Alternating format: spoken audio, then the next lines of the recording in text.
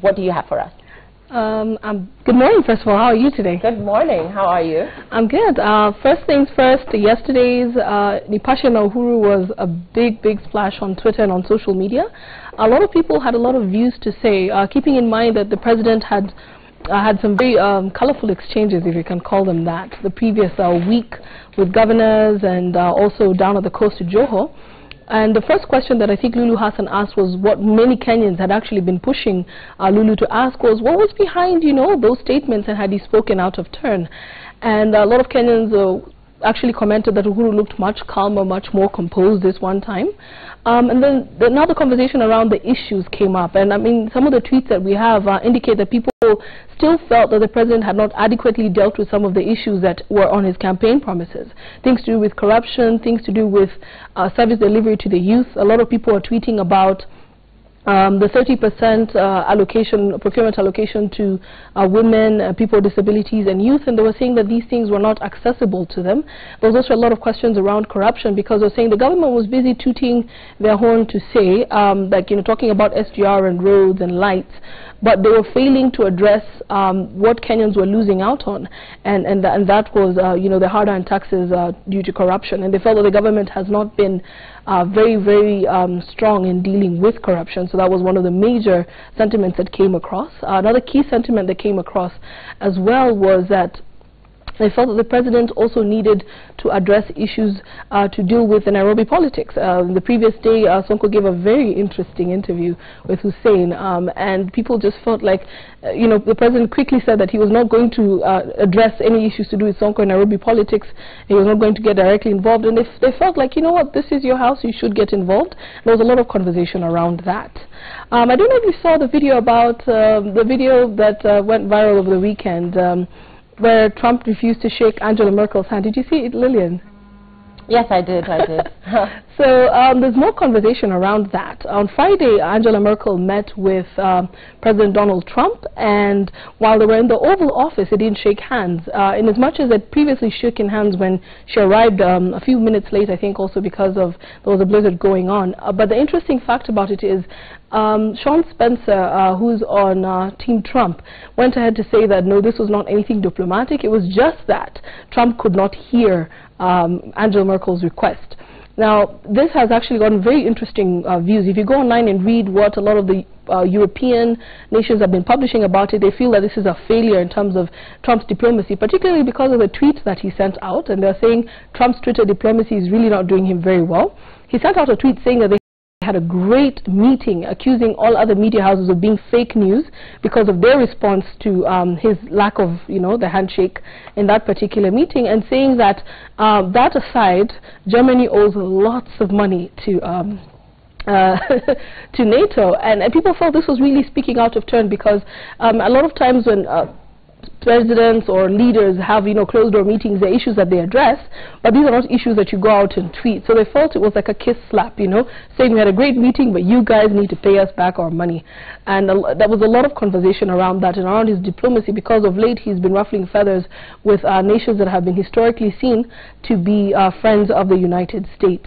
Interestingly enough, this also spun into what the whole Russia connection came up. Remember that Obama has in the past not been very close when he was president. He seemed to be on differing sides of the table with Vladimir Putin. But Trump, on the other hand, has completely, you know, people call it a mini bromance because of the things that he's been saying about Vladimir Putin. And now there's a conversation around whether there's a link between Trump's campaign team and Russia, and I'm sure there's been conversations around that. What has now made headlines again is Trump's Twitter diplomacy, where the FBI chief, Comey, has actually said that they're investigating links between Trump's campaign and Russia. Interestingly enough, Trump decided to go back on Twitter and now raise another controversy about whether or not Obama was involved and whether there was a briefing, and whether Comey and Obama actually are the ones who leaked the potential link between the two.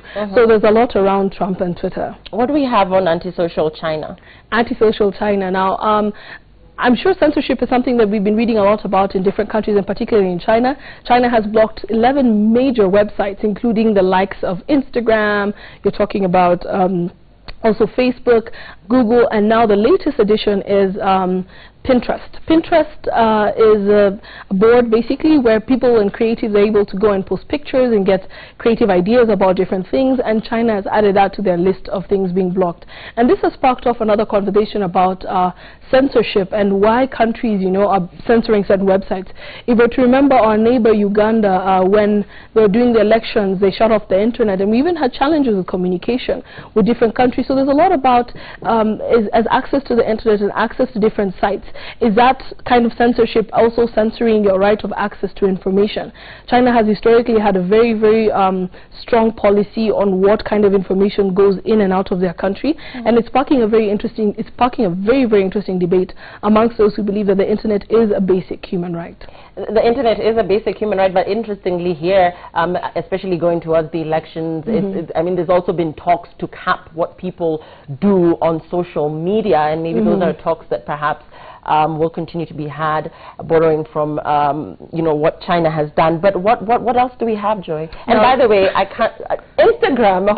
Who does that? That's right now. And all the creatives are like, no, you can't lock off our Pinterest and our Instagram, because that's where we get our ideas and share the wonderful things we're doing. Now, the most interesting story that's happening in the African continent currently, and it's gone viral, particularly also with the Western wires like the Sun and the Mirror picking it up, is a footballer who plays for a South African team actually forgot.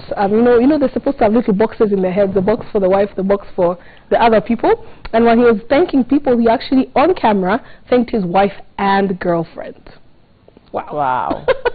Thanked his wife and girlfriend. Yes, and he caught himself just after, you know, the words left his lips, and he's like, no, I mean, I love my wife very much, and he goes on and on.